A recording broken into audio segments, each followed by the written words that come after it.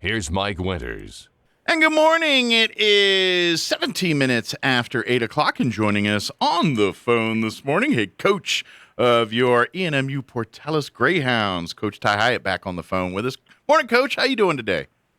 I'm doing great, Mike. How are you? Doing good. So you guys are in Dallas doing all kind of like press stuff and just kind of previewing. I mean, what's kind of the point of the event there in Dallas?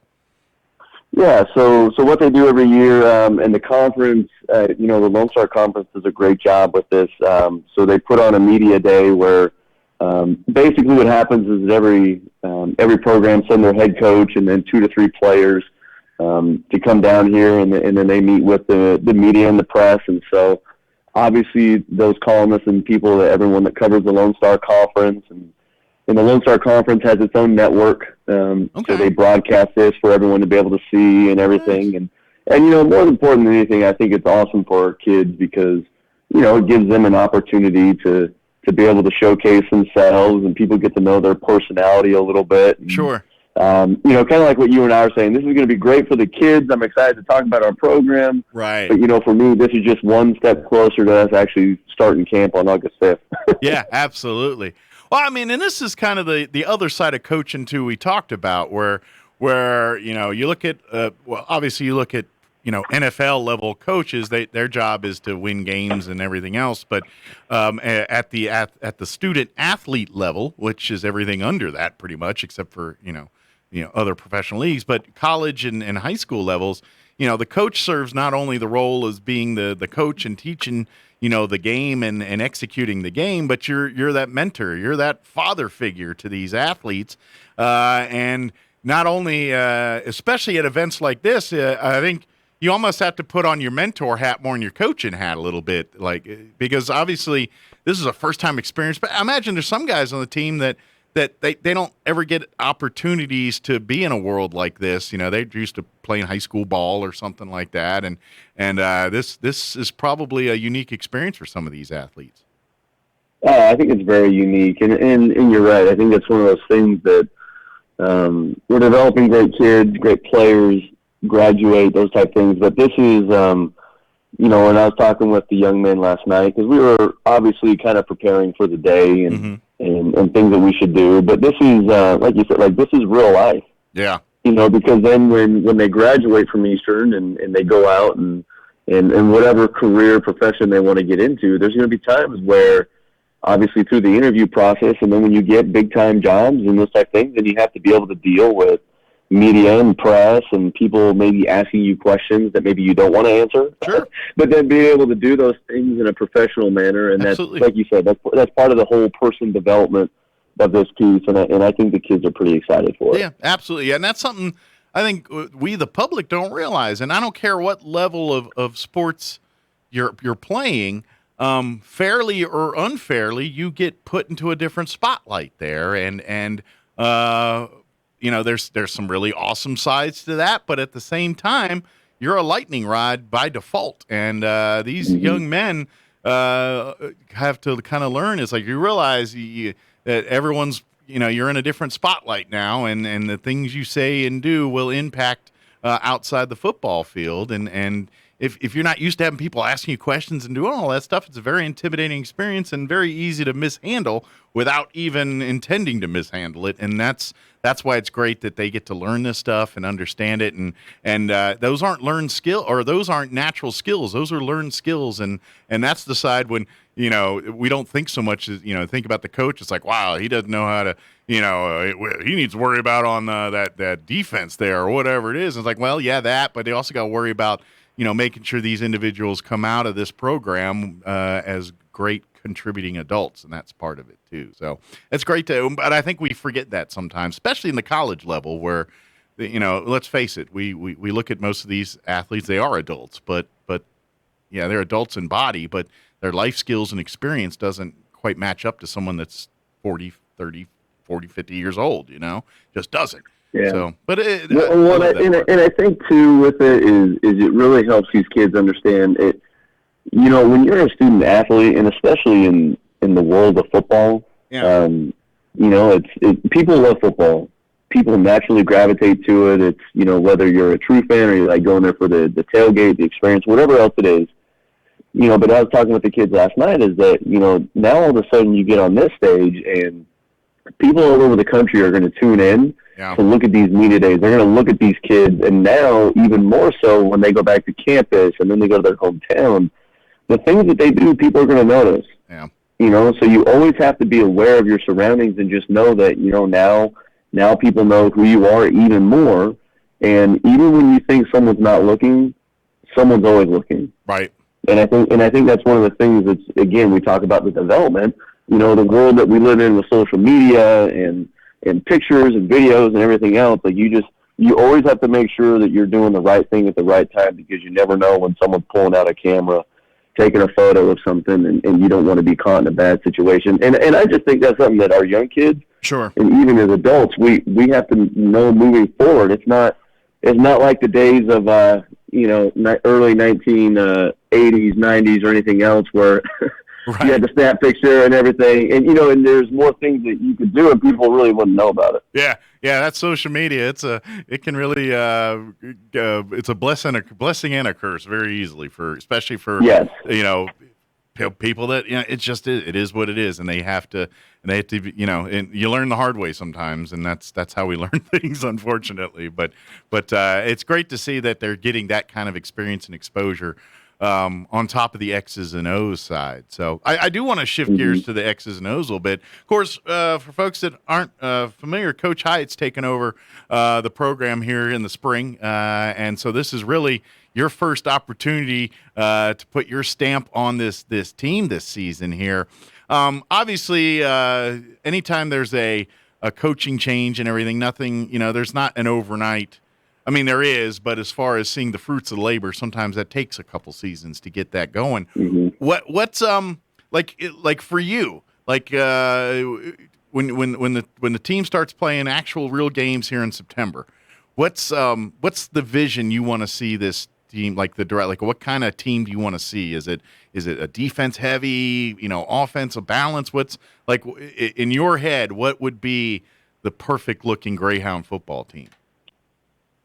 You know, I think probably the biggest thing for our kids is that we have a team that's unified and a team that plays hard. Sure. You know, and that's one of the things, like this goes back to many coaches ago with, you know, and coaches, former Greyhounds that have reached out to me, to Coach Roboto, Coach Lynn, Coach Lee. I mean, it's, you know, just having a team that gives their best effort every single play, sure. You know, which is something that we've already been working on as a team. And you know, it is going to be a transition offensively. So for quite a while, it's been like a flex bone triple option based offense, which is you know, a ton of runs and sure.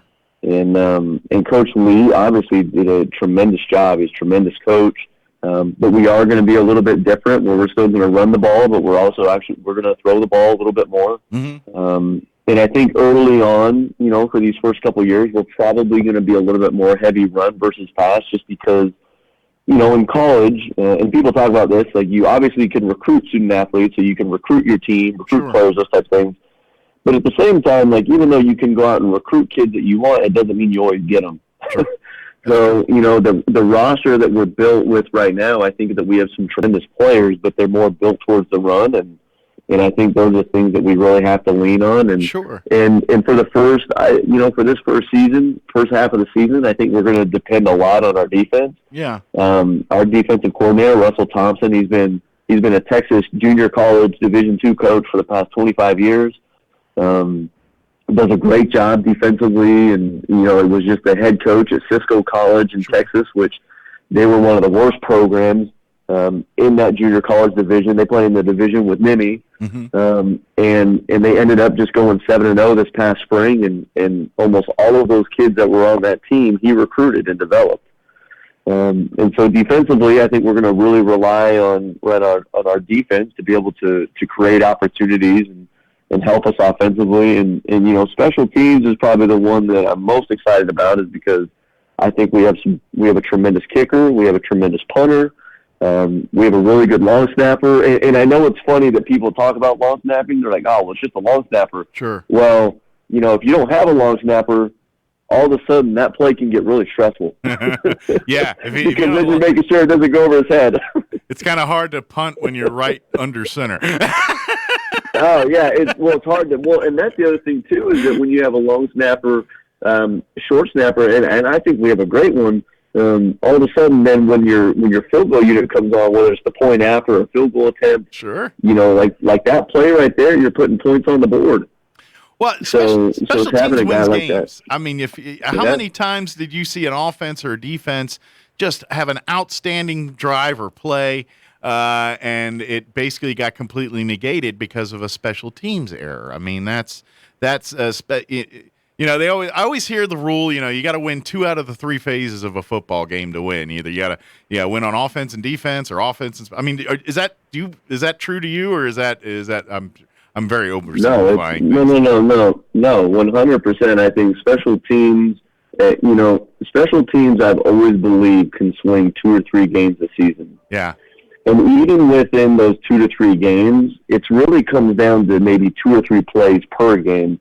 And the thing I can tell you is, like, with preaching with our kids right now, is that when it comes to those plays, you have to give your best effort and be all in every play, because you don't know when that play will arrive. Sure. That's one of the things with kids, is they think, oh, well, in the fourth quarter, this is really what's going to dictate the game. Well, it could have been that play in the second quarter that dictated the game. We just weren't where we needed to be, and that's what we got to make sure to fix during training. Sure. And football is such a momentum-based game, and what I mean by that is really one play can really just change a tempo and a mindset of a game. I mean, sure, other sports could say that too, but I don't think like football. I think football, like, you could literally have a team down 2-3 scores, and a turnover, a timely turnover, or a timely special teams kickoff return or punt return.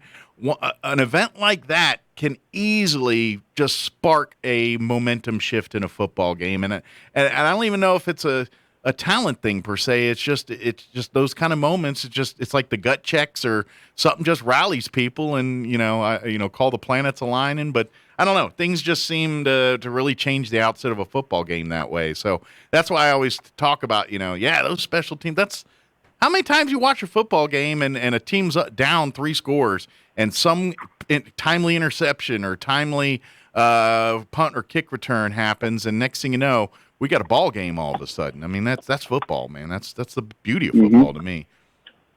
Well, and I think too with like our special teams and just having the emphasis on that, is I think one of the things as coaches, that's something that we can directly impact. Yeah. Like, obviously coaches impact offense and defense and those type of things, and I'm not saying that they don't, but sure. With special teams, it's such a technical piece of the game. Because it's different, like defensively, like tackling, your feet tackle, like blocking on offense, those type of things. But special teams is so technical, and you have to work on it every day. And I think as coaches, you watch those games and you see those coaches that are truly invested just in those 25 to 32 plays a game. Yeah. And all of a sudden you just see, like you said, like you swing momentum, and you're right. Football is a game of momentum, and all of a sudden when you get that little friendly Mo on your side, it's amazing what can happen. Absolutely. As far as I'm kind of curious, because you were talking about recruiting and stuff earlier, and it kind of spawned this question. When you're out recruiting, do you, obviously when NFL teams do the draft and everything, they're kind of studying and picking players based on their schemes and the way they operate football operations at that particular team.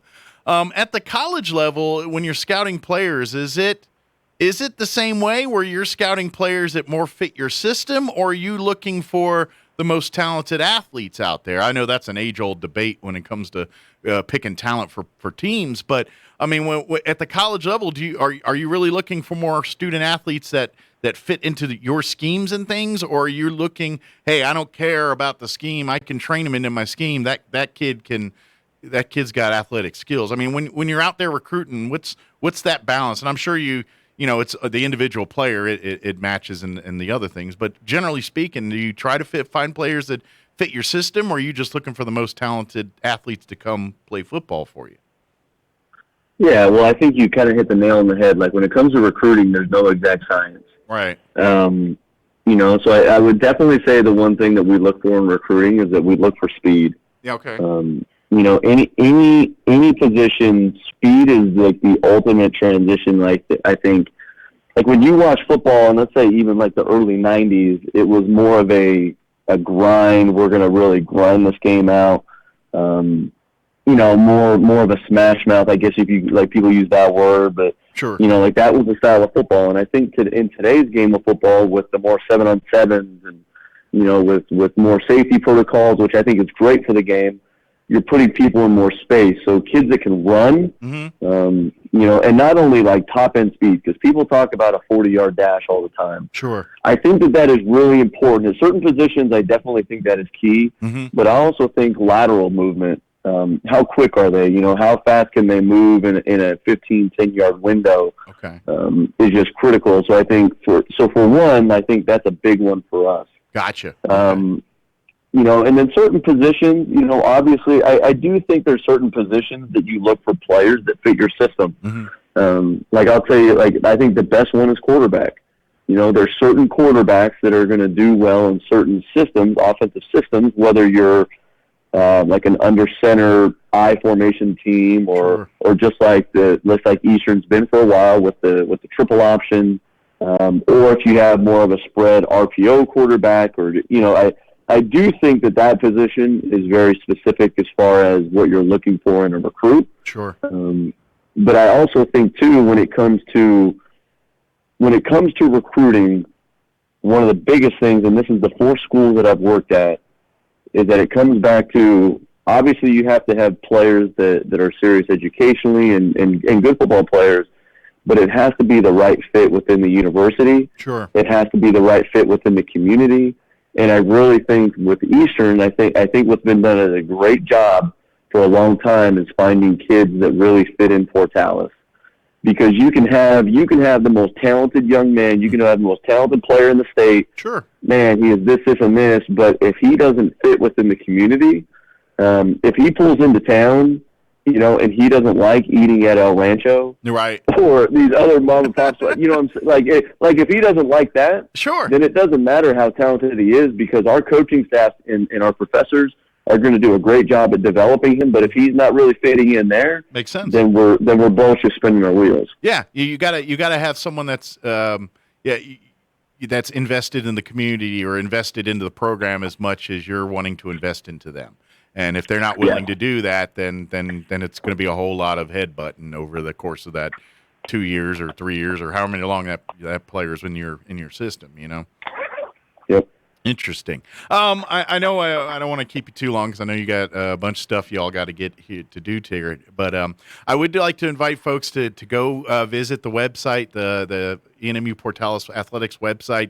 You can see the schedule. First game's going to be in September. I know we got a little bit of time here. But as far as I know, scrimmaging and that side of football, when can fans start seeing some of that stuff happening on the field? I know with COVID, some things can be open. Some is there going to be any scrimmages, practices here in the coming weeks that fans can get a glimpse of the team before September's game? Yes. So we start camp. So we start training camp August 5th. Okay. And those first 2 days are really more administrative type days. Those days are more like the process of getting kids all checked in, everything else. And then what we're looking at is we're going to have 2 scrimmage dates, August 20th and then August 26th.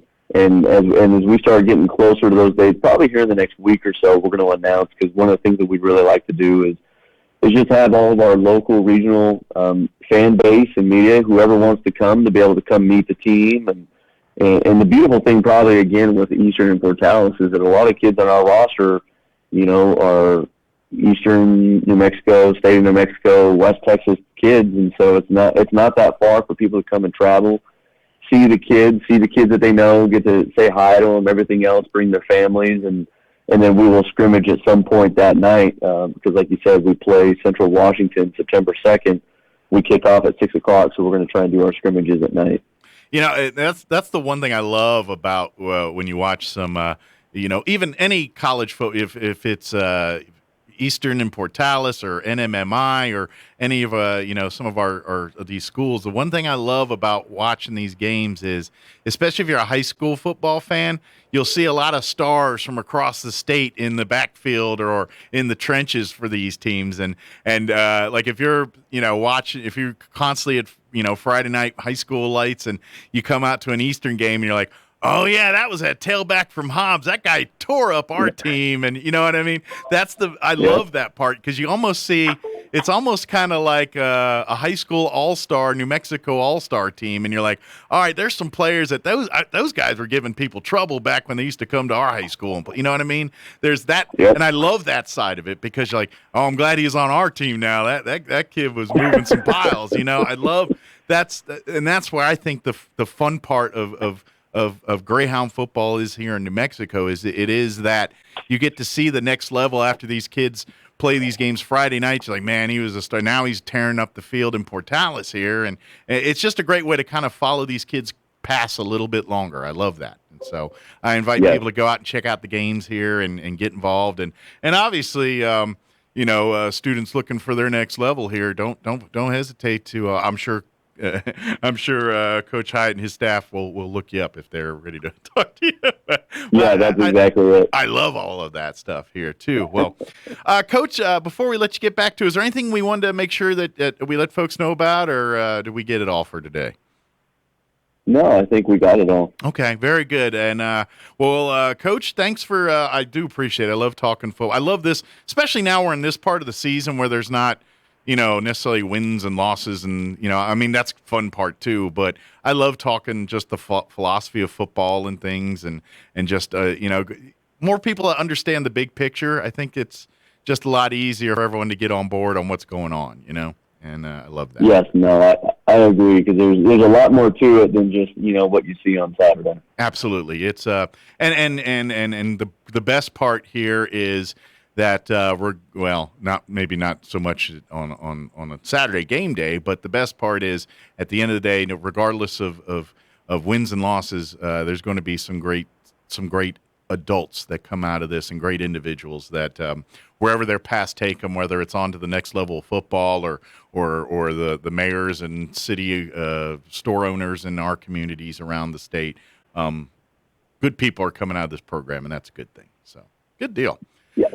Well, Coach, appreciate it. Enjoy Dallas, and we'll talk to you again next time here. And are you a food guy? I got to talk food with you sometime. Are you a big food guy? Oh yeah. Hey, I love it too much. All right. Well, we'll have a few food. Now, I haven't even talked. Are you good up with green chili and stuff being in New Mexico? I know that's. That was one of the things I had to learn pretty quick. Yeah. Are you a spicy food guy? Like, is that something you embrace, or are you kind of down with that? You know what? I do spice a little bit just because my wife loves spicy food. Okay. So that's one of the adjustments that I've had to make. But no, I'm more of a green guy. Okay. Well, the green chili is. I'm from Maryland originally. I came from East Coast years ago, and I've been in New Mexico for well over 20 years. But I grew up on Maryland. I was foreign to all of this too. So, but now I get there. Now and you're going to notice this. You're going to become like a Mexican food snob because you're going to start embracing and liking green chili, and then you're going to be in places like Dallas and go have Mexican food, and it's like, it's not as good as it is back in New Mexico. It just is different. Yep. So you're not there yet, but give it a few more, especially when you're on the road a lot. You'll appreciate New Mexico Mexican food after a while. It just becomes kind of a comfort to you. So anyway, yeah, you'll get. No, I look forward to that. Awesome. Well, thank you, Coach. Appreciate the time, and we'll chat here again soon. All right. All right. Thanks, Mike. Have a great day. Thanks. You too. Take care, Coach. Bye-bye. All right. That was Coach Ty Hiatt, head coach of the Eastern New Mexico University Portales Greyhounds. We'll chat with him throughout the season and just talking about the team, and it's kind of nice. He's coming in as the new coach here. They got a new AD with Paul Weir. We talked a little bit about that. I'm sure we'll get a chance to chat with him in the coming future as well. But they're really doing some great stuff over there at Eastern Mexico University Portales for the athletic program. All right.